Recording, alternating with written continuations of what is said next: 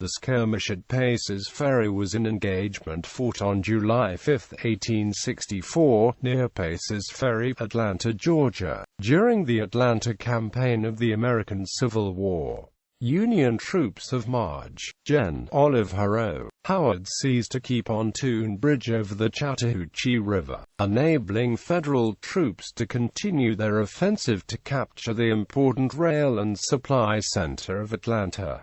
Union Maj.Gen. William T. Sherman's army had steadily advanced towards Atlanta in the spring and summer of 1864, fighting a series of battles against the Confederate army of Joseph E. Johnston. Sherman continually flanked the Confederate positions and slipped ever closer to his goal. Howard's 4th Corps pursued the retreating Confederates along the Western and Atlantic Railroad with General Thomas J. Wood's division in the lead. They encountered very little resistance until the head of column reached Vining's Station. For that point, a road led to the east toward Atlanta, crossing the Chattahoochee River at Pace's Ferry, where the Confederates had constructed a pontoon bridge over the deep and swift-flowing river. Wood's skirmishers encountered a brigade of dismounted cavalry, which had its front covered by rail barricades along a ridge at right angles to the road, a quarter-mile from the railroad station. Wood quickly drove the Confederates from these barricades and pushed onto the river. Despite Confederate efforts to destroy the bridge to prevent it from falling into enemy hands, Wood's men arrived in time to save the greater part of the bridge. Confederate attempts to burn the structure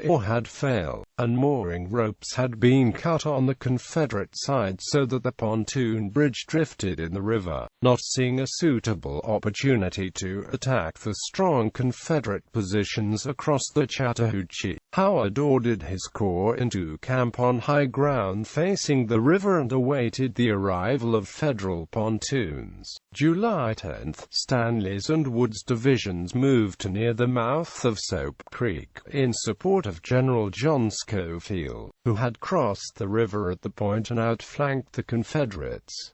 On July 11, at 5 p.m., Gen. Howard received orders to secure the heights opposite Powers Ferry on the south side of the Chattahoochee, to protect the laying of a bridge at that point. Stanley's division fulfilled these instructions the next morning at daylight, passing the river at Schofield's Bridge.